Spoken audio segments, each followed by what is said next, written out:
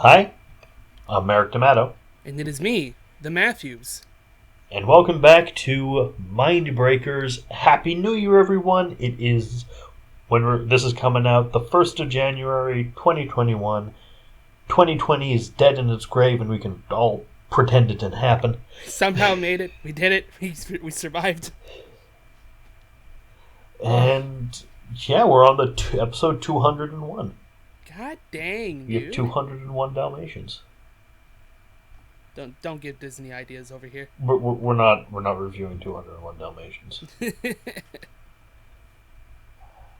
What are we doing for 201 though?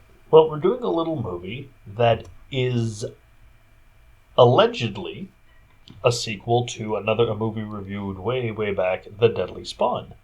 Allegedly. Allegedly, it has pretty much nothing to do with it. Ah. That was about little, squirmy, fleshy monsters with teeth that just ate and grew. Cool. This only has the one. Oh. This is Metamorphosis, the Alien Factor from 1990.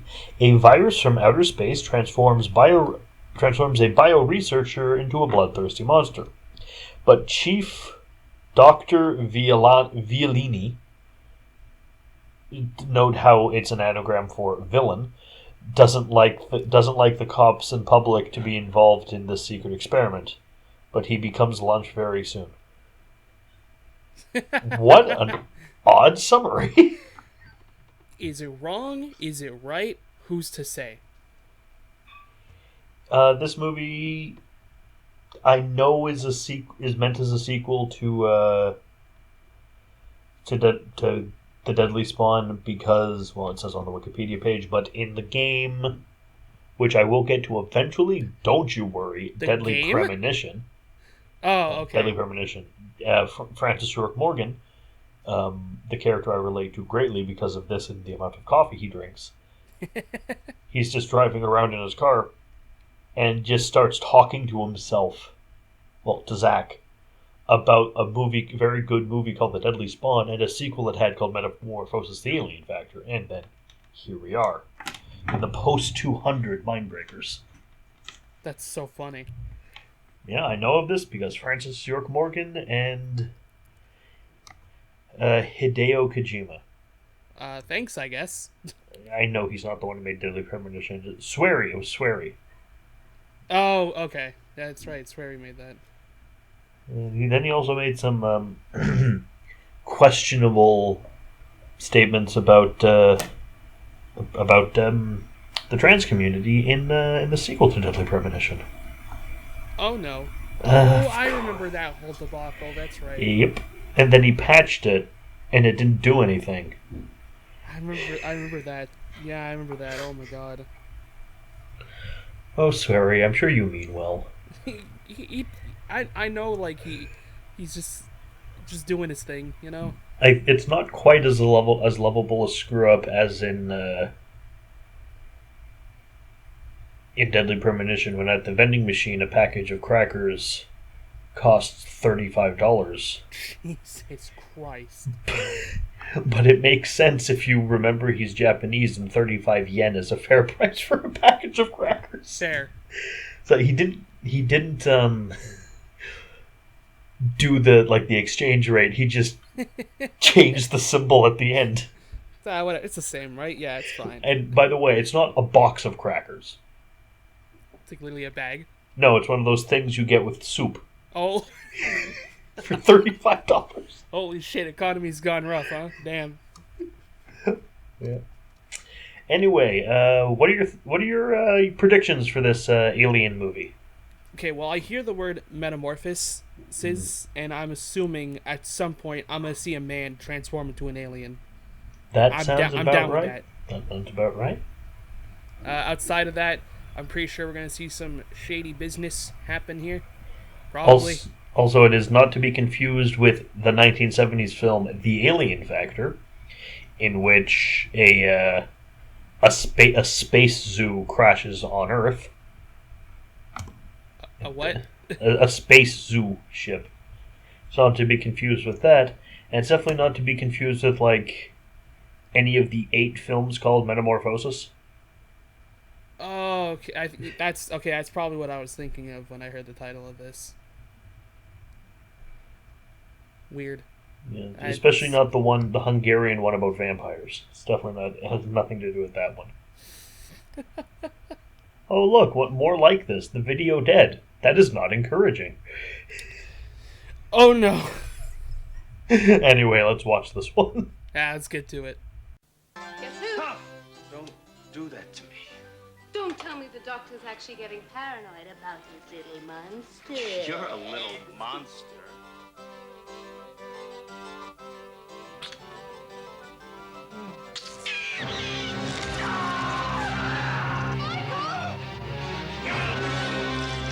Daddy yet? We're gonna go find him. He may be in trouble. I'm going with you.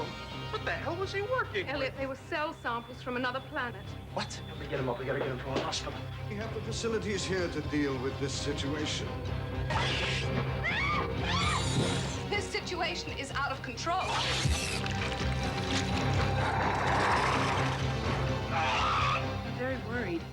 My father's been gone since last night. That creature is still Michael Foster. What the hell? Hey, you son of a... Find this thing. I want you to destroy it. I want there to be no trace of its existence.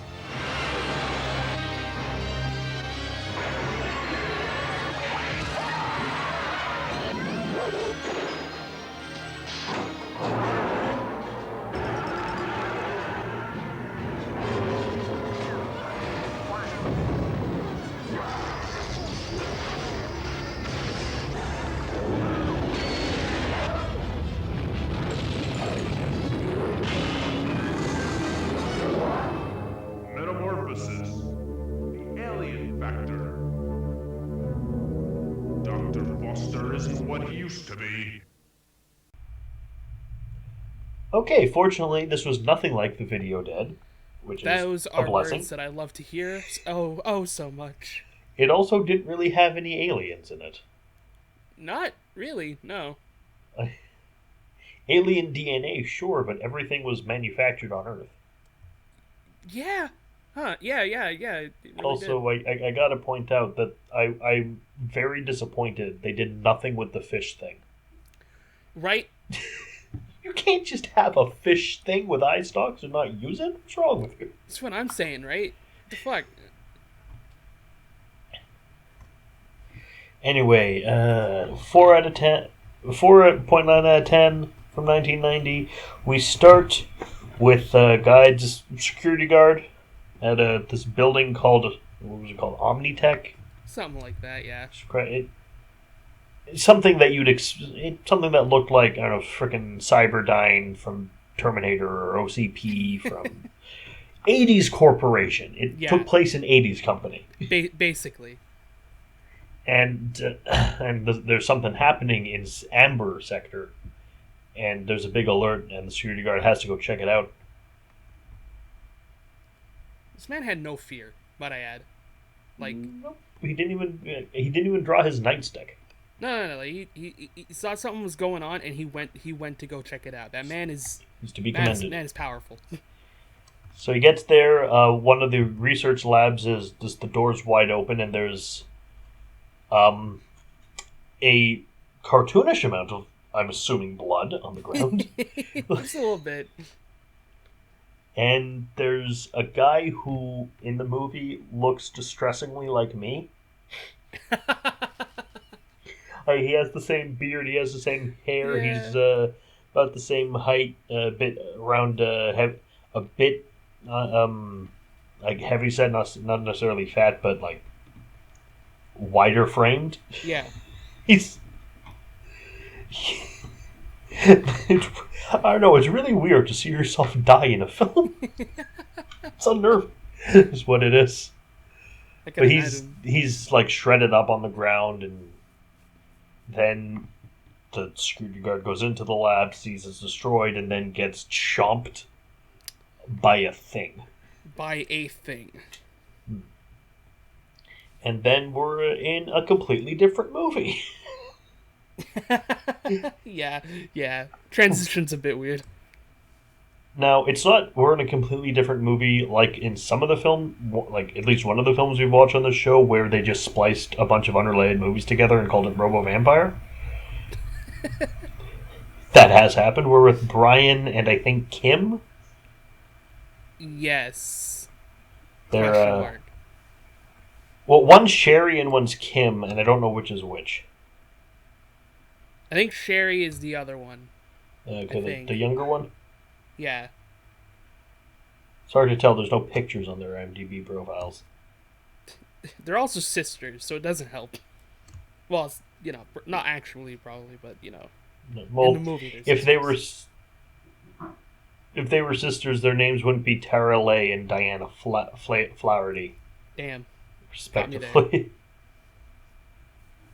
Oh, Dr. Elliot is played by a person with a name who I do not a name that just causes disappointment. Uh-oh. Alan Lewis Rickman. Oh. Because you see, it's like, oh, Alan Rickman's in this. Yeah. No, he isn't. That other name really really separates it, huh? He played George Baxter in Boardwalk Empire. Huh. Cool. Anyway, these two. Well, she's having fun with her boyfriend on the couch. Then the younger sister comes home. They argue, as of course they do. Yeah. They are the daughters of the security guard who just became food. Yep. And they go to bed, and they wake up, and they talk about not knowing where the dad is, and there's no message from him, and then they're basically out of the movie until the last quarter. You can forget about these characters; they do not exist for the next bit. Yeah, they kind of just don't matter in the terms of storytelling that this movie takes. And then we're having a meeting with I can't believe it's not David Warner. Who comes to the building? A Dr. Nancy Kane? Yes, I think that's right. Yeah. Meeting with Dr. Violani. He's played by John Marcus Powell, and also I can't believe it's not David Warner. It's not going to be funny. And there's also two people whose name Mitchell and Jarrett. Oh man, they had names? Apparently. Yeah, one is young 80s black guy. The other is old grizzled 80s cop. Here comes the man in black. He's not, as one would assume, Robert Davi. Oh, okay, yeah. Okay. But he does look a lot like what's his name there? Played Two-Face and was Tommy one Lee of the men Jones? in. Yeah, he looks a lot like Tommy Lee Jones. He does look a lot like Tommy Lee Jones. So they're there, and we're getting basically we find out that the creature he is a person. Well, he was a person. It was. Nancy Kane's like, we can turn him back if we use the Atom Smasher shotgun thing, and we have to believe that Michael Foster, played by George Gerard, he's still a person, and the villain's like, nah, no, he isn't, and you know what? The villain's completely in the right here. Yeah, no, as for we will once, see. yeah. But we find out what the whole deal was, and that's the company was given Talos. It's the Talos Corporation. Oh yes. They were given something to work on by the government, which was to use alien DNA to I think make some kind of like attack thing or a super soldier serum. Probably. They're screwing with alien DNA. Is the point. Government gave them alien shit. They told them to do. They did. Yeah. I think they're just playing with alien DNA at this point. I just want to say that the younger gentleman, looks suspiciously, to me anyway, like that guy from that Goosebumps episode where they play like the what is it, like the time the parallel universe dude? Oh yeah, the with The kid who lives in the attic there. That careful one. what you wish for. Yeah, he looks like eerily like that guy. I don't think it's him, but like he looks eerily like him. That's all It's I thought. possible. Of the movie. It's a '90s. This movie was made in the '90s. It's cheap. Yeah. Well, it's cheap except where it matters. Yes. Yes. Which is very important because oh boy. Oh, he was inspired. He's one of them called. One of the ones is just a an art department guy, most of the time. Okay. Also worked on Boardwalk Empire. Huh. Fun. Interesting. Don't think he was in. Yeah, he's not an actor, but he was an actor in this for some reason. Okay. Sure. So, Why not? Dr. Michael is in a lab full of puppets. There's a Venus flytrap. There's the fish thing, like we discussed. There's some rats. There's a mutant rat, and there's this ugly, misshapen green thing in a cage that he's handling with gloves. The other doctor, Nancy, who is his girlfriend, I'm assuming, Yeah. comes in, distracts him, and then he gets bitten by the alien. Yeah. What the fuck? And then his arm goes all weird, and then he pours sulfuric acid on his arm. That doesn't do what I think pouring sulfuric acid on your arm would do. Like, he uses it like it's hydrogen peroxide. Yeah. It's so odd. It's so odd that he just went to that first. Really, like, I don't know what he thought it would do. I'd recommend, in this case, some kind of, I don't know, antibiotic or, I don't know, amputation, maybe, but just pouring acid on your arm? Really? Fuck it. Sure. Why not? Alright. We take those. I'm actually surprised that seeing a movie like this, it did not liquefy his arm off a la Raiders of the Lost Ark, but whatever. Right? I thought that's what was going to happen, for sure. And then they call in the pharmacist, Dr. Elliot Stein, this guy who looks a bit like me. And they run some tests, and they just leave it for months and months. And he mutates, his blood becomes corrosive, he turns into, I think his coolest stage of transformation is when he's just like, he looks like one of the mannequins from Silent Hill. Yeah. No, one of the... What's the one, like, with the flesh straitjacket around them? Oh, fuck. I know which ones. I don't know their names, but I know which monsters you're talking about. Actually, yeah. let me look it up. Silent Hill 2? Yeah, they're in 2, right? Yeah. Yeah. Oh my god, what the fuck are they called? I don't remember. Not the abstract daddy. That's a boss. They're a lying figure. No, not lying figure. Yeah, lying figure. Oh, okay. Yeah. That sounds right, yeah. He does kind of look like that, huh? Gotta take another go at this game. It's really good. Silent Hill 2 is very good. No, I'm not gonna let's play it. That's not my wheelhouse. No, but Silent Hill 2, very, very good game. Very, very, very good game. Well, I guarantee that most of the people who are watching are also watching my Let's Plays. Like, no, don't play Silent Hill 2. You're terrible at video games. You'll just get frustrated. Fair enough. I will say, even like as a person who's played many a Silent Hill 2 is still frustrating at times for me. I'll probably just watch another Let's Play of it. That's it. But to like kind of talk about the whole morphing stage of this guy, the effects for the creature that we're going to be going up against in this movie is really good. Yeah. It's really good. Personally, I actually prefer the times he's stop motion.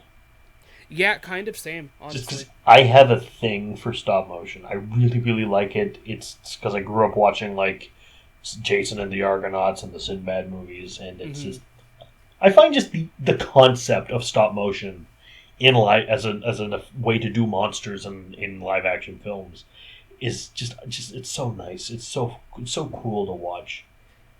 There's also like some form of like creepy factor to it, right? Because it's moving so abnormally that like it kind of freaks you out a little bit. Is what really worked really well, I think, in at the end of the Terminator.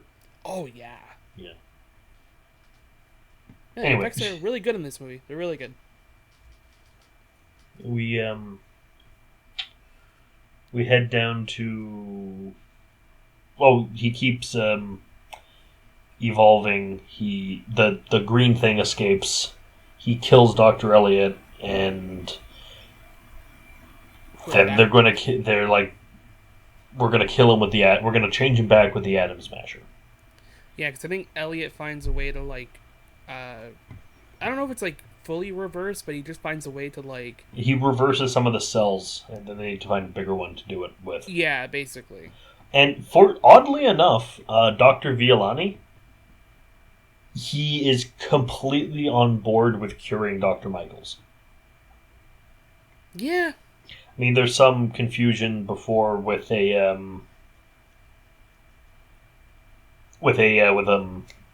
like they argued over a virus that could like target other viruses and kill them. Right. And Michael wants to use it for medical purposes. He wants to sell it to the military, and they argued about that in a flashback. But no, he's not like really surprisingly. Once the creature goes off berserk and killing stuff, once he becomes the big mantis thing, he's not like usually you'd expect this kind of character in an 80s or 90s film like this. Like, oh no, we're gonna try to catch it and use it and sell it to the military. They can make lots of them, kind of thing. Nope. No, he's like, no, we gotta kill this thing. Get it there. Yeah, you gotta kill it, or we do this whole Atom Smasher thing. Like one of the two.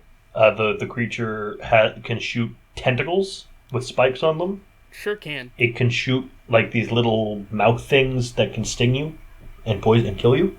Yeah. And it bites, it claws, and I think what this works better as a sequel to than Deadly Spawn. Here's my theory. Oh boy. The alien DNA that the government gave them is from The Thing, from John Carpenter's The Thing. Ooh. Like, because I always have this like thing operating that like most 80s and 90s films exist in the same universe. I can see that. Yeah. Which gets a little confusing when you realize that there are like 8 or 9 different Arnold Schwarzeneggers running around at any given time. We don't worry about that part. But yeah, it's because the things it doesn't necessarily like because it's not the DNA directly, but altered and injected the way it was. Like he looks like one of the things the Thing would turn into. The tentacles are the same. The way the tentacles go all shaky when it's in pain are the same. Yeah. It's very true. An uncontrolled. It doesn't have like the hive mind, but it's an uncontrolled version of the stuff that is the Thing from outer space. I like it. So, Brian and what is her name that I keep forgetting? I know it's not Sherry because it's the other Kim. Kim. Brian yes. and Kim. Well, Kim convinces Brian to help her sneak into to Talos because she thinks her dad's there, and they steal her dad's security pass. No, they disguise as They disguise as like workers there, but they disguise as she still scientists. uses her dad's pass. Yeah, because he forgot it at home. And then Kim gets in using the leather jacket trick because she's like, I want to come too. No, Sherry gets in using a leather jacket. Like because she wants to come too. Of course. And then they get in. Brian gets the shit kicked out of him by one of the guards. And then the alien just kind of escapes and starts murdering everybody. As you do. As you do. Kills Violani.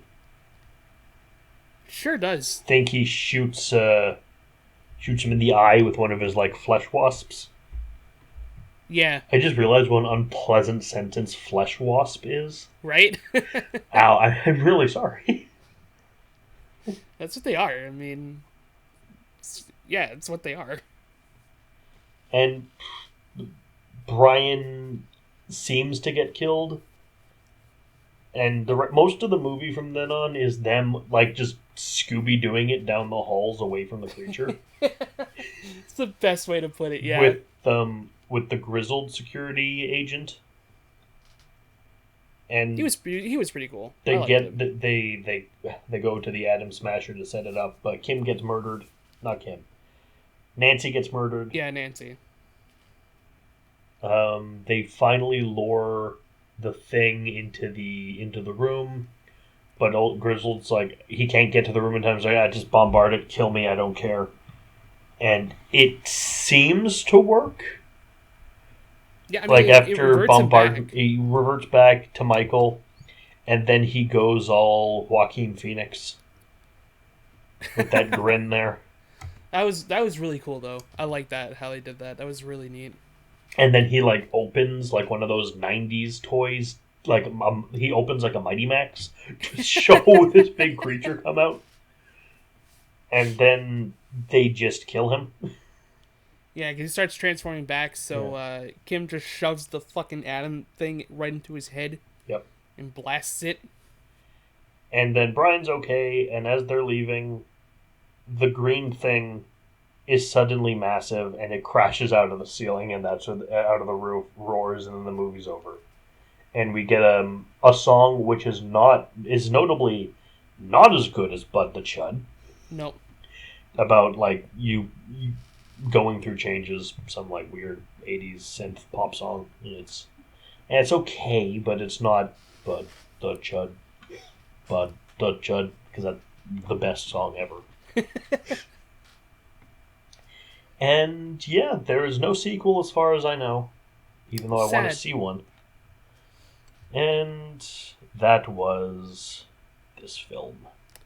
It was honestly really enjoyable. I'll say it. Not really a film that can be summarized. No. Because it's not really a plot. It's more practical effects. Yeah. And reasons to show off practical effects. Like, Yeah. like the story, pretty bog standard. Science creates monster, people have to destroy monster. Yeah. It's... if you want to be esoteric about it, it's just Frankenstein again. But it's not really... It's not really one we can, like, go into great detail of the plot. The plot is not important. Watch this to see the monsters. Yeah, and like I said, like, the effects done are really, really, really well done. Like, for whatever budget or team was working on this film. It's really, really good. I personally think the story falls flat the movie falls flat near the end when it's them running from the creature and trying to get to the lab to destroy it.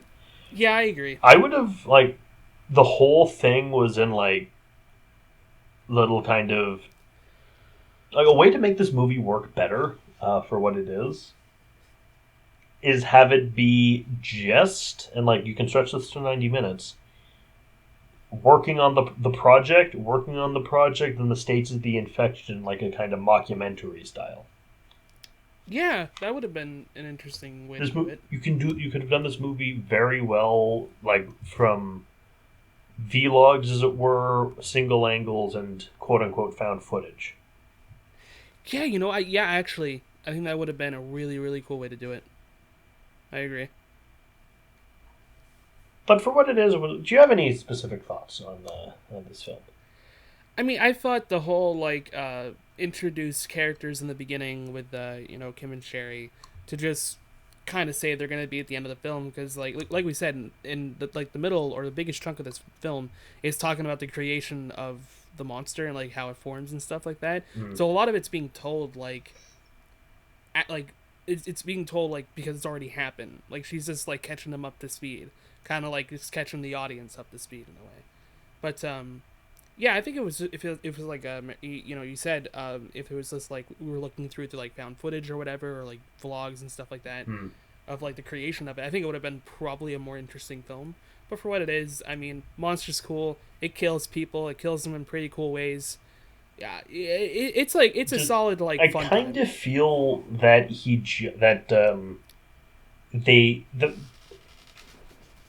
that he just had the arm a little weird, and then we jumped ahead 6 months, and he was a freaking lying figure. Yeah, that's There's the other thing, stuff yeah. in between those 2 points that would be really cool to watch. Yeah, because it's like you said. Like first it starts with his arm, and then the next time we see him, like it's already taken over almost entirely.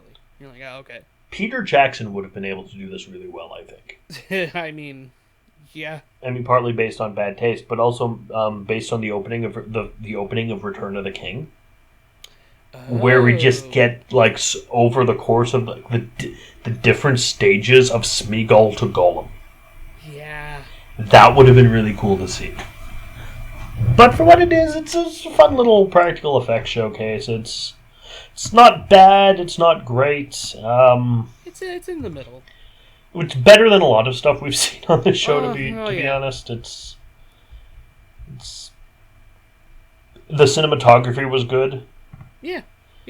I no longer take that for granted. I no longer take the film stock is decent and watchable for granted on this show, because I've seen so much grainy, quote as Brad Jones coined it, shot on shitio. Yeah. That okay, the camera's actually good. This is a good sign. What was it that one fucking movie we watched with like the ants or the alien ants or whatever? Alien ants. Fuck, but it was like a soldier. It was like a fucking soldier movie that we watched. It was a long time ago. Creepazoids. Yeah, Creepazoid. Like that movie looked like shit. Because when you said alien ants, I just thought of when Homer in space. I didn't know what they were. I just remember them looking fucking weird. I, for one, welcome our new ant overlords. But yeah, I mean, it's a fine movie. Like it's fine. It's just fine. Aurora Borealis. At this part time of the day, in this time of the year, at this part of the country, localized in your kitchen. Yes. May I see it? No. Anyway, next week we have another movie for you. It's an 80s film, but that's obvious at this point. It's things go wrong on a farm, and it's based by a story by H.P. Lovecraft. Interesting. And has a Star Trek connection. Oh boy. And also involves space again. Oh boy. We've just had a massive string of space movies, haven't we? I think we have, yeah. It's like, because we had, like, let me just take a look at the last batch of films from before episode 200. Sure. Just because we don't have enough time to call this an episode yet. Hey. Gotta stretch that runtime, yo. Well, of course.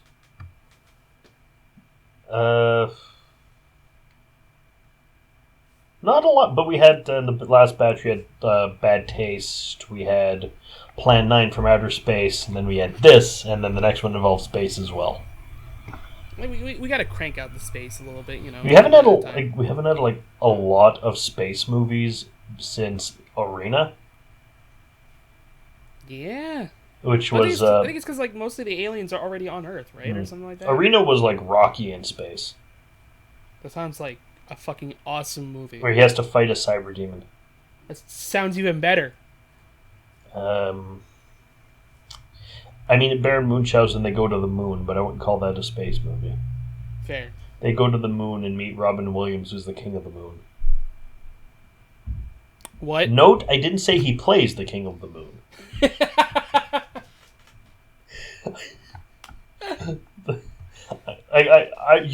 I would not be surprised if, like, you went to the moon and Robin Williams was the ruler of the moon. Or like in Futurama when Al Gore is president of the moon. God. Anyway, so next week we're going to be doing some fun 80s H.P. Lovecraft. And until then, I've been Mark D'Amato. I've been Matt. Do you have anything else you want to say before we bring this episode to a close, my friend? Yeah, if governments tell you to work on alien shit, don't do it. Or do. I'm not your parent. You fucking whatever, man. Also, I think I'd like to make this clear because I know someone's going to take this the wrong way. No, we're not saying the COVID vaccine is made from aliens. Shut up. Who the fuck? No one, but I'm sure they will. Fair enough. Anyway, see you guys next week. See ya.